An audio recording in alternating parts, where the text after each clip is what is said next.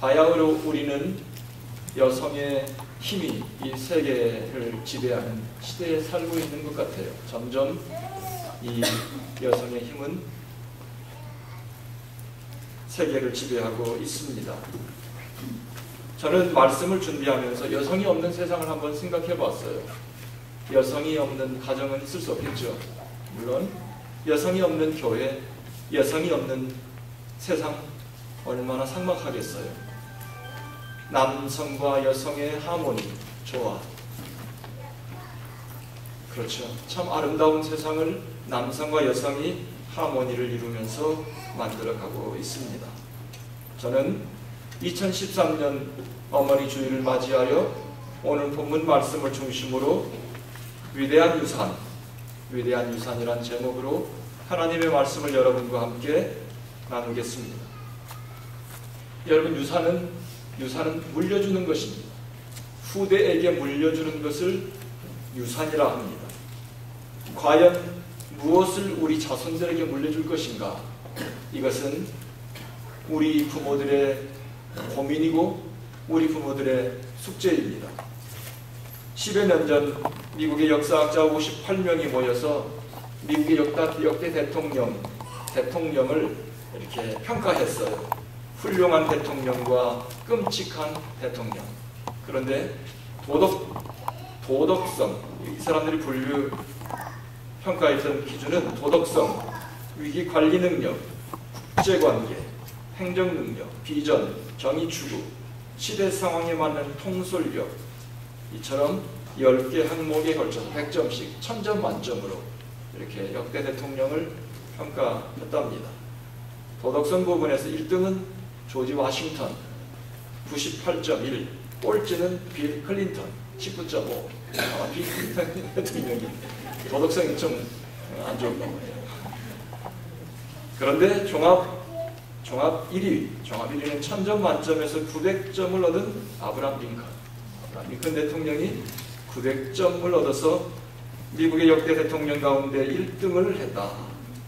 아마 아메리칸 역사 속에서 이 미국인들이 길이길이 기억하고 존경하고 싶은 대통령이 아브라함 링컨 대통령인 것 같습니다. 그런데 아브라함 링컨 대통령은 그 누구보다도 불우한 환경에서 자랐고 또 역경의 삶을 살았던 사람으로 유명합니다. 링컨은 위대한 사람이 될 만한 조건은 하나도 갖고 있지 않았었습니다. 오직 링컨 그에게 주어진 유산은 가난과 신앙의 어머니, 이것밖에 그에게 유산으로 주어진 것이 없었습니다. 그런데 그것도 설상가상으로 링컨이 9살 되던 해에 어머니가 세상을 떠났습니다. 그의 어머니 낸시 행스는 아들의 손을 붙잡고 마지막 숨을 쉬면서 그렇게 아들에게 유언을 했습니다. 아들아, 내가 너에게 100에이커의 땅을 주는 것보다도 하나님의 말씀인 성경을 유산으로 물려주는 것을 기쁘게 생각한다. 너는 이제부터 이것을 읽고 성경에서 하라 하는 것은 하고 성경에서 하지 말라고 하는 것은 하지 말거라. 링컨은 어머니로부터 물려받았던 유산인 하나님의 말씀, 그리고 엄마의 그 믿음, 이것이 링컨이 이 땅에서 그가 부모로부터 물려받았던 유일한 유산이었습니다. 무엇보다도 하나님의 말씀을 세상의 그 어떤 것보다도 더 귀하게 여겼던 엄마의 그 믿음, 그리고 링컨의 어머니의 신앙의 그 자존심, 그리고 신앙의 그 확고함, 그리고 링컨의 어머니의 신앙의 절개, 이것은 바로 링컨으로 만들었던 그의 힘과 신앙의 유산이었습니다. 진흙탕 같은 환경 속에서 미국의 새로운 역사를 열어가는 그런 대통령이 될 수 있었던 것은 바로 엄마로부터 물려받았던 신앙의 유산이었습니다. 한 여인은 자연의 섭리, 하나님의 섭리를 따라 사랑하는 아들을 속절없이 대책 없이 세상에 남겨놓고 떠나야만 했었습니다. 그녀가 남겼던 그 유산은 아들의 일생을 지켰을 뿐만 아니라 아들의 일생을 역사가 기억하고 싶어하는 대통령으로 만들었던 것입니다. 나는 아브라함 링컨의 일생과 그의 어머니의 이야기들을 오늘 말씀을 준비하면서 묵상하고 한 여인의 이 위대한 힘, 한 믿음의 여인의 힘은 위대하도다, 이런 생각을 하게 되었습니다. 섹스피어의 말, 여자는 약하나 어머니는 강하다, 이 말은 옳습니다. 맞습니다. 훗날 아브라함 링컨은 이렇게 고백했습니다. 하나님이 인간에게 내린 최고의 선물은 성경이다. 하나님이 인간에게 내린 최고의 선물은 성경이다. 엄마로부터 물려받았던 그 성경은 그의 인격, 그의 삶을 이렇게 만들었습니다. 그는 이렇게 훗날 고백합니다. 나는 이기려고 하지 않습니다. 나는 진실하려고 합니다. 나는 성공하려고 하지 않습니다. 나는 내가 가지고 있는 빛을 따라 살려고 합니다. 나는 누구든 진리편에 서는 자와 함께 서야 합니다. 그가 바른 길로 갈 때는 함께 서 있겠지만 잘못된 길로 가면 나는 그를 떠날 것입니다. 사랑하는 성도 여러분, 과연 우리는 우리의 자녀들에게 무엇을 물려줄 것인가? 이것이 오늘 저와 여러분의 숙제요, 고민이 아닙니까? 바울은 그가 믿음으로 낳은 아들 디모데에게 이렇게 말했습니다. 오늘 본문 중에 1장 5절에 보면 이렇게 디모데는 말합니다. 바울은 말합니다. 이는 내 속에 거짓이 없는 믿음이 있음을 생각합니다. 이 믿음은 먼저 내 외조모 로이스와 내 어머니 유니게 속에 있더니 내 속에도 있는 줄을 확신하노라. 디모데는 혼혈이에요. 아버지는 그리스 사람, 헬라인, 엄마는 유대인, 그러니까 헬라인과 유대인, 이방인과 유대인 사이에서 태어난 디모데는 혼혈 아이입니다. 디모데는 바울이 1차 전도 여행 중에 루스드라, 터키의 루스드라라는 도시에서 그들이 처음 만나게 되었습니다. 아마 미루어서 짐작하건대 디모데는 아버지가 이방인이었기 때문에 헬라의 많은 이방신들을 그는 듣고 접했을지도 모릅니다. 그런데 오늘 본문 말씀을 통해 우리에게 새로운 것을 생각하고 또 묵상하게 하는 것입니다. 그는 아버지의 이방신의 어떤 그런 것들을 많이 접했지만 아버지의 영향보다도 외할머니로부터 어머니에게 내려왔던 기독교 신앙, 하나님을 믿는 이 신앙의 영향을 받은 것을 보면 신앙의 청년으로 그렇게 그가 서 있었던 것 같습니다. 또 오늘 이 본문 말씀에도 보면 바울은 디모데를 사랑하는 아들이다, 낳지는 않았어요. 믿음 안에서 낳은 아들을 바울은 거침없이 주저없이 내 사랑하는 아들이다. 바울이 디모데를 사랑하는 아들이라고 표현한 걸 보면 바울은 신실한 신앙의 청년이었던 것 같습니다.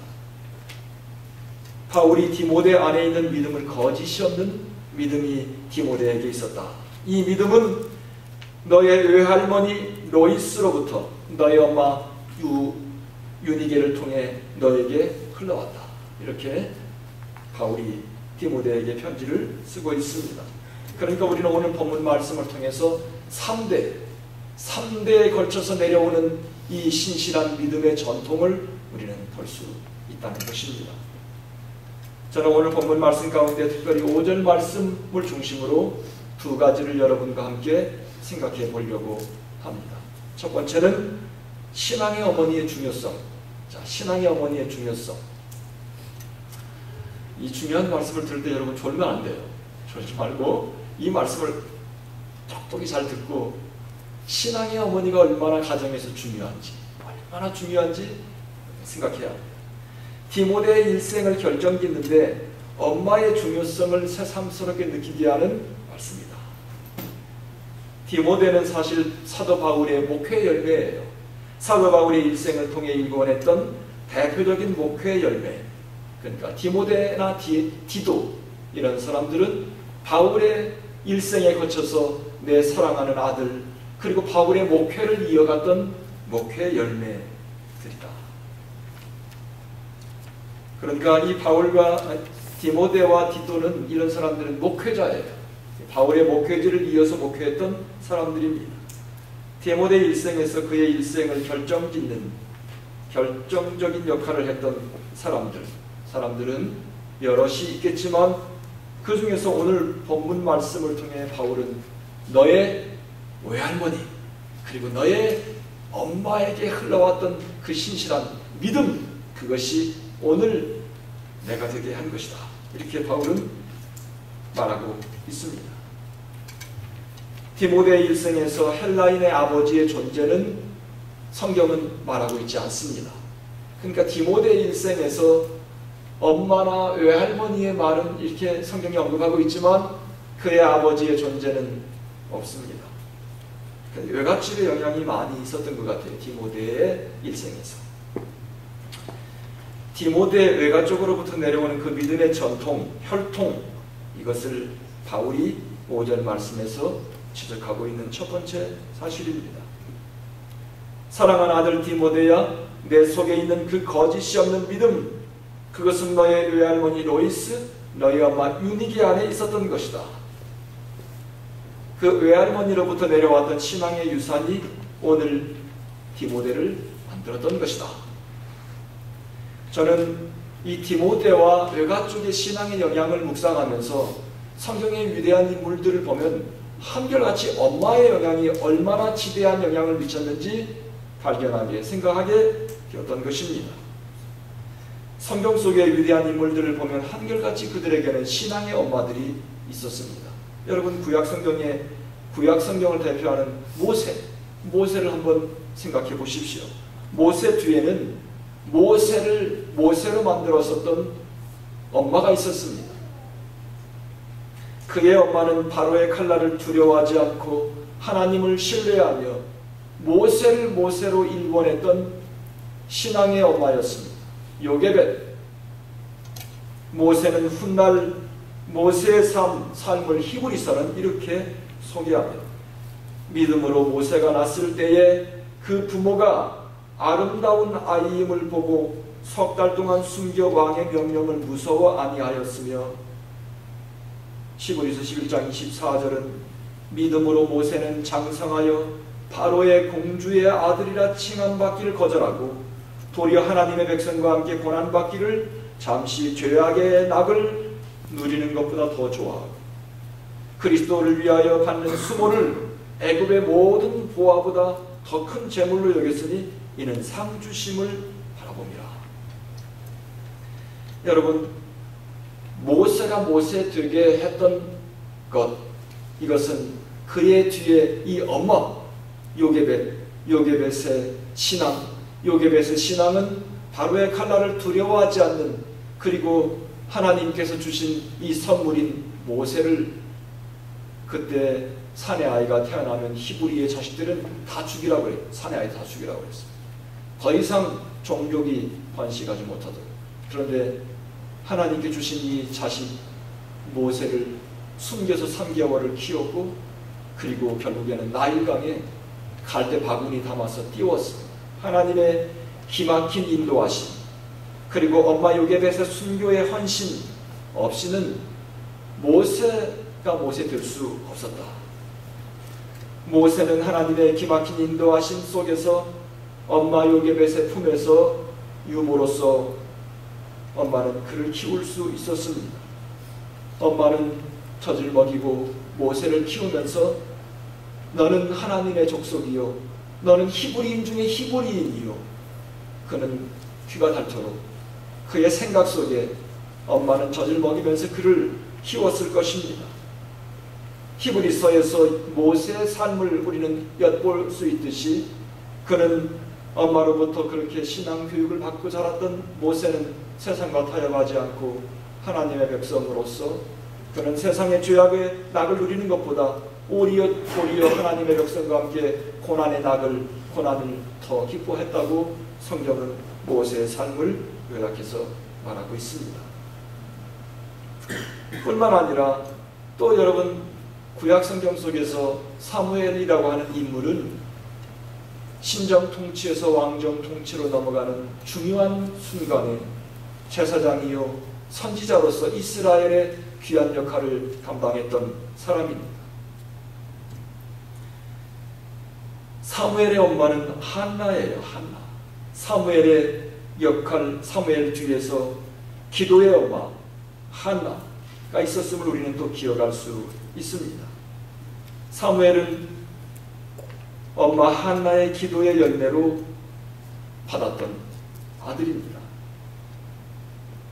사무엘상 1장 22절로 그 이하에 보면 이렇게 성경은 말하고 있습니다. 오직 한나는 올라가지 아니하고 그의 남편에게 이르되 아이를 젖대거든 내가 그를 데리고 가서 여호와 앞에 뵙게 하고 거기서 영원히 있게 하리이다 하니 24절 젖을 뗀 후에 그를 데리고 올라갈새 중간에 생략하고 아이가 어리더라. 26절 한나가 이르되 내 주여 당신의 사심으로 맹세하나이다. 나는 여기서 매주 당신 곁에 서서 여호와께 기도하던 여자라. 27절 이 아이를 위하여 내가 기도하였더니 내가 구하여 기도한 바를 여호와께서 내게 허락하신지라. 28절 그러므로 나도 같이 읽어요. 그를 여호와께 드리되 그의 평생을 여호와께 드리나이다 하고 그가 거기서 여호와께 경배하니라. 젖을 뗀 후에 아이가 어리더라. 아마 3살이라고도 하고 적당한 젖을 뗀 나이가 되었겠죠. 그때 기도로 얻었던 아들 사무엘을 하나님의 교회의 성전에 떨어뜨리고 놓고 그냥 집에 온 거예요. 사무엘은 이스라엘의 역사의 중요한 시점에서 하나님의 직접 통치, 하나님께서 제사장들을 통해서 하나님께서 메시지를 주셔서 나라를 다스리고 있던 그때를 지나서 이제는 왕을 세우고 사울 왕을 세우고 다윗 왕을 세우고 왕정 통치로 넘어갈 그 시점에, 중요한 시점에 제사장으로 선지자로 일했던 사람이 사무엘입니다. 사무엘 뒤에는 기도의 엄마, 신앙의 엄마 한나가 있었음을 우리는 다시 한번 돌아볼 수 있습니다. 또 구약 성경에 보면 기생나합 같은 사람, 기생나합은 하나님의 족속들이 밀고 들어와서 가나안 땅을 정복하고 하나님의 나라로 일구려고 할 때 기생나합은 하나님을 신뢰하고 그리고 자신의 목숨뿐만 아니라 자기 가문을 건져낸 여인입니다. 하나님께서 가나안 땅을 하나님의 족속들에게 손에 넘겨서 여리고성이 무너질 때 하나님을 신뢰하는 믿음으로 기생나합은 자신뿐만 아니라 그 가문을 다 거기에서 건져내서 하늘의 복을 누렸던 여인이었습니다. 히브리서 11장 31절 같이 읽습니다. 믿음으로 기생나합은 정탐꾼을 평안히 영접하였으므로 순종하지 아니한 자와 함께 멸망하지 아니하였도다. 기생나합 그는 하늘의 복을 자신뿐만 아니라 자신의 가문에 들어왔던 신앙의 여인이었습니다. 또 이방 여인 룻은 이렇게 말합니다. 나오미 시어머니와 그의 시아버지 그리고 자기 남편 엘련과 기련 그리고 오르바 자기 시형님 룻 이렇게 이방 땅으로 이주해서 살다가 시아버지도 죽고 남편도 죽고 시아주머니도 죽고 다 죽었어요. 그러니까 나오미가 이제는 희망이 없으니 너의 본국 모압 땅으로 돌아가서 제가 해라. 나이도 젊고 하니. 그런데 이 두 며느리가 극구 사양했어요. 울면서. 근데 시어머니가 거절하니 큰 며느리는 그냥 본국으로 돌아갔고 이 룻은 이렇게 이렇게 시어머니에게 매달렸습니다. 룻기 1장 16절 17절에 보면 룻이 이르되 내가 어머니를 떠나며 어머니를 따르지 말고 돌아가라 강권하지 마옵소서. 그 다음부터 같이 읽어요. 시작. 어머니께서 계식하시는 곳에 나도 가고 어머니께서 머무시는 곳에서 나도 머물겠나이다. 어머니의 백성이 나의 백성이 되고 어머니의 하나님이 나의 하나님이 되시리니 어머니께서 죽으시는 곳에서 나도 죽어 거기 묻힐 것이라. 만일 내가 죽는 일 위에 어머니를 떠나면 여호와께서 내게 벌을 내리시고 더 내리시기를 원하나이다 하는지라. 이방 여인 룻, 그녀는 비록 출신 성분이 이방 여인이었지만 하늘의 복을 이스라엘 이 히브리 족속들에게 허락하심을 깨달았어요. 그래서 세상의 낙을 누리는 것보다도 하나님의 족속들과 함께 내가 함께 죽고 하늘의 복을 내가 누리리다. 그 신앙으로 그녀는 이스라엘의 역사 속에 새로운 역사를 이루는 그런 여인이 될 수 있었습니다. 방금 말했던 기생 라합이나 룻, 이 두 여인은 모두 이방 여인입니다. 여러분, 유대인의 사회에서 이방 여인은 존재도 없어요. 존재도 없어요. 그런데 놀라운 사실은 이 기생 라합과 룻은 마태복음 1장에 보면 아브라함과 다윗의 자손 예수 그리스도의 세계라, 구약 성경을 요약해서 예수 그리스도까지 이어지는 가문의 족보, 거기를 보세요. 다 남자들 이름만 있어요. 남자들 이름만 유대인들 다 나오지만 그 중에서 샛별처럼 세 여인의 이름이 그곳에 있는데, 첫 번째 이름은 유다의 며느리 다말이지만 두 번째 기생 라합과 롯의 이름이 예수님의 메시아의 족보 속에 샛별처럼 기록되어 빛나고 있다. 마태복음 1장 5절 6절 같이 읽습니다. 시작. 살몬은 라합에게서 보아스를 낳고 보아스는 룻에게서 오벳을 낳고 오벳은 이새를 낳고 이새는 다윗왕을 낳으리라. 여러분, 룻이 다윗왕의 할머니예요. 룻이 없었으면, 기생 라합이 없었으면 역사에 전에도 없고 후에도 없을 이 인간의 역사가 평가하는 전무후무한 사람 한 사람을 꼽는데 다윗이라는 사람을 꼽아요. 여러분, 기생 라합이 없었고 또 룻이 없었다면 다윗은 역사에 존재하지 않았습니다. 한 여인의 힘, 한 여인의 신앙의 헌신의 힘은 인간의 역사를 바꾸어 놓는다. 놀랍지 않아요? 신앙의 어머니, 신앙의 여인은 역사를 바꾸는 것입니다.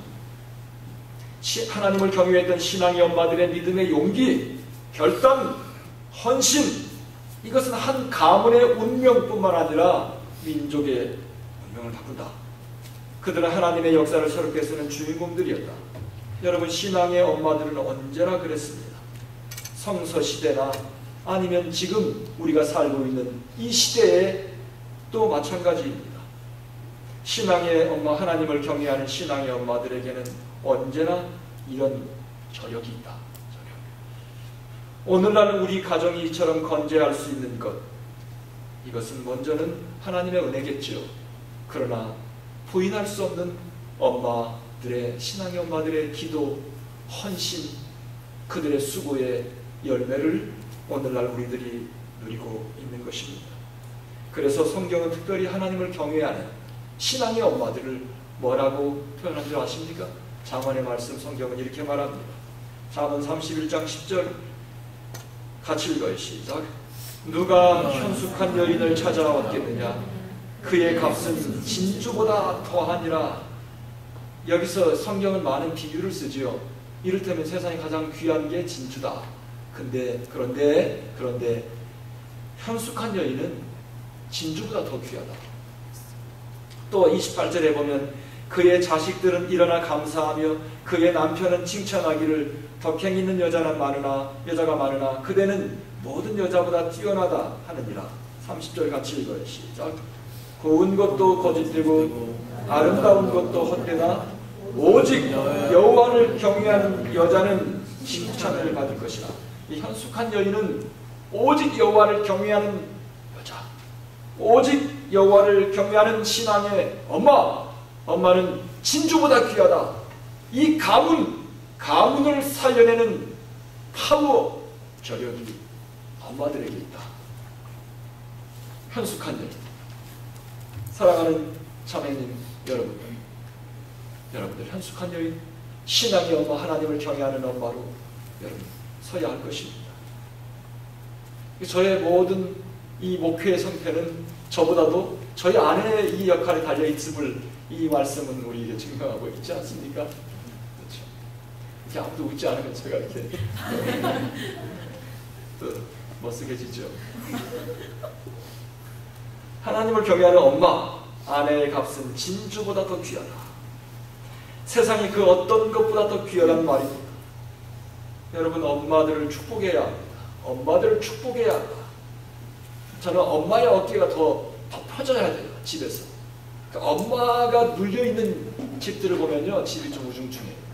그런데 엄마들의 기가 살아있고 엄마의 어깨가 펴있는 집들을 보면 가정이 밝아요. 제가 짧지 않은 목회를 하면서 엄마가 좀 살아있어요. 여러분, 아빠들은 엄마에게 많은 오토리티를 좀 넘겨주세요. 아빠들은 존재함으로 그냥 아빠의 이 권위가 있어요. 그런데 거기에 아빠가 권위를 부리고 있으면 가정이 우중충해. 그렇기 때문에 가정을 살리는 엄마의 수고, 고마움을 알고 엄마들의 어깨가 더 펴져야 한다. 엄마가 살아날 때 가문이 살아난다. 우리 옛말에 암탉이 울면 집안이 망한다? 이 말은 틀렸어요. 제가 보는 게 틀려요. 그렇지 않아요. 암탉이 좀 울어야 돼요. 그래야 가정이 밝아지고 좀 노래가 있고 희망이 있어요. 여러분, 가정이 엄마들이 좀 리드를 해도 괜찮습니다. 그래도 가정은 망하지 않습니다. 걱정하지 마세요. 신앙의 여인이 살아있을 때 가정이 희망이 있어요. 가정이 희망이 있어요. 이것이 성경이 우리에게 주는 놀라운 교훈입니다. 엄마들을 격려해 줘야 된다. 제가 박수를 쳐드리고 싶지만 그냥 박수로 때운다는 말을 할까 봐서 집에 가서 이번 주에 돌아가서 설거지 더 하고 또 어깨도 더 주물러주고 선물도 더 하고 이렇게 하시길 바랍니다. 두 번째, 바울은 디모데에게 믿음의 유산을 상기시키고 있습니다. 믿음의 유산. 1장 5절에 보면 이는 내 속에 거짓이 없는 믿음 있음을 생각합니다.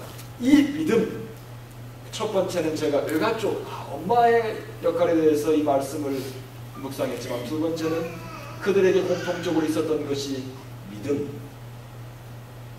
유산.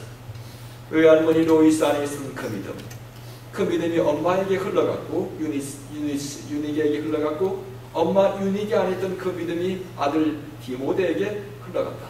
이 유산은 뭐예요? 끊어지지 않고 계속 흘러가는 것, 이걸 유산이라고 해요. 아빠에게 있었던, 할아버지에게 있었던 것이 끊어지지 않고 아버지에게 있었던 것이 자식에게 있었던 것이 손자에게 흘러가는 것, 유산이에요. 유산은 돈만 생각하지만 돈만 유산이 아니죠. 여러 가지 많은 것들이 유산이 될 수 있습니다. 무엇보다도 믿음의 유산을 남겨라. 믿음이 이 할머니에게, 로이스에게 있었던 믿음의 유산, 어머니에게 있었던 믿음, 디모데에게 있었던 믿음, 이 믿음을 성경은 이렇게 말하고 있습니다. 마태복음 17장 20절에 보면 이르시되 너희 믿음이 작은 까닭이니라. 진실로 너희에게 이르노니 만일 같이 읽어요. 시작.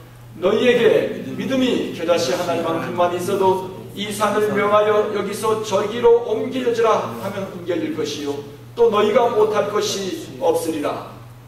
믿음이 겨자씨 하나만큼만 있으면 이 산을 명하여 저리로 옮기라 해도 옮길 것이요. 지금 로이스 할머니, 엄마 유니게, 그리고 디모데에게 3대에 흘러가고 있는 이 믿음은 산을 옮기는 능력 있는 그 믿음을 유산으로 물려줘라. 이런 것입니다. 베드로서에 보면은 베드로전서 1장 7절에 보면 너희 믿음의 확실함은, 너희가 갖고 있는 믿음의 확실함은 불로 연단하여도 없어질, 그 다음에 같이 읽어요. 시작. 금보다 더 귀하여 예수 그리스도께서 나타나실 때 칭찬과 영광과 존귀를 얻게 할 것이니라. 믿음의 확실함, 하나님을 확실하게 신뢰함, 이것은 뭡니까? 불로 연단하여 불에 태워도 없어지지 않는 금보다 더 귀하다. 세상의 금은 귀하죠. 그런데 이 믿음은 금보다 귀한 것이다. 금보다 더 귀한 믿음, 참 복의 되도다. 이 진리 믿는 사람들 다 복을 받겠네. 사랑하는 성도 여러분, 금보다 귀한 믿음, 나의 삶을 능력으로 인도하실 뿐만 아니라 나의 삶을 복되게 하는, 하나님을 신뢰하는 믿음, 이것은 재물을 유산으로 남기는 것보다도 더 소중하고 귀한 것이다. 부모의 믿음을 자식에게 유산으로 남기는 것은 영원한 것이다. 믿음의 유산은 하나님을 경외하는 것입니다. 하나님을 경외하는 것이 이 산을 명하여 저기로 옮기라 해도 옮겨질 것이요 못할 것이 없는 그 믿음은 하나님을 경외하는 믿음. 하나님을 경외하는 것은 뭐예요? 두려워하며 공경하는 것. 이것이 하나님을 경외하는 거잖아요. 하나님을 무서워하면서 하나님을 공경해요. 무릎을 꿇고 그분 앞에 넙죽 절을 하며 하나님을 높여드리는 이 자세, 이 믿음, 이 믿음은 못할 것이 없는 능력 있는 믿음을 우리 후손들에게 물려줘야 합니다. 잠언에 보면 잠언 9장 10절에 같이 읽어 시작. 여호와를 경외하는 것이 지혜의 근본이요 거룩하신 자를 아는 것이 명철이니라. 여호와를 경외하는 것 지혜의 근본이다. 지혜롭지 못하면 하나님을 경외하세요. 두려워하면 하나님을 공경하고 하나님 앞에 나아가서 하나님을 경외해 보세요. 지혜의 근본, 하나님께서 우리에게 지혜를 부어주시고 우리를 명철하게 하실 것입니다. 여호와를 경외하는 믿음, 잠언 14장 26절 27절에 보면 여호와를 경외하는 자에게는, 그 다음부터 같이 읽어요. 시작. 견고한 의뢰가 있나니 그 자녀들에게 피난처가 있으리라. 여호와를 경외하는 것은 생명샘이니 사망의 그물에서 벗어나게 하느니라. 사랑하는 성도 여러분, 부모들은 천만금을 자손들에게 물려주는 것이 자신들의 삶을 안전하게 한다고 생각하고 있습니다. 그러나 그렇지 않습니다. 여러분, 천만금 하루아침에 날아갈 수 있어요. 내일 일을 알 수 없는 것이 우리의 인생입니다. 천만금은 우리의 자녀들의 삶을 지켜주지 못합니다. 우리의 삶을 견고한 의뢰, 환난 날 우리의 삶의 피난처, 하나님을 경외하는 것, 하나님을 두려워하는 것, 하나님을 경외하는 것이 생명샘이다.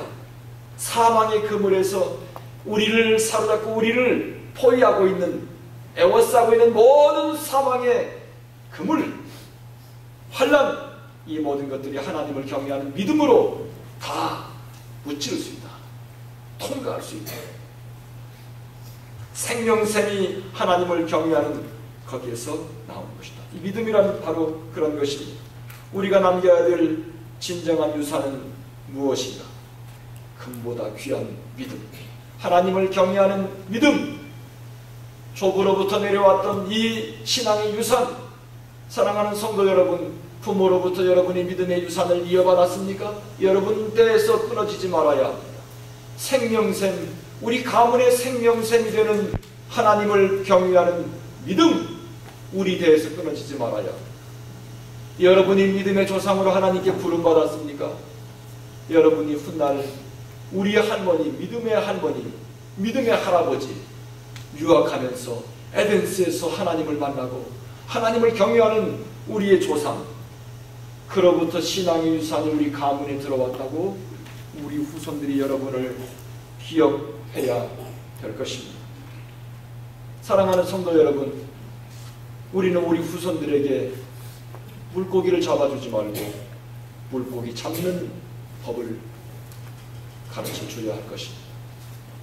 그것만이 우리의 후손들이 견고하게 이 죄 많은 세상 속에서 흔들리지 않고 하나님의 뜻을 이루며 이 땅에서 생명생으로 살 수 있는 유일한 비결입니다. 믿음의 유산을 남기는 여러분 모두가 되시기를 주님의 이름으로 축원합니다. 기도하겠습니다.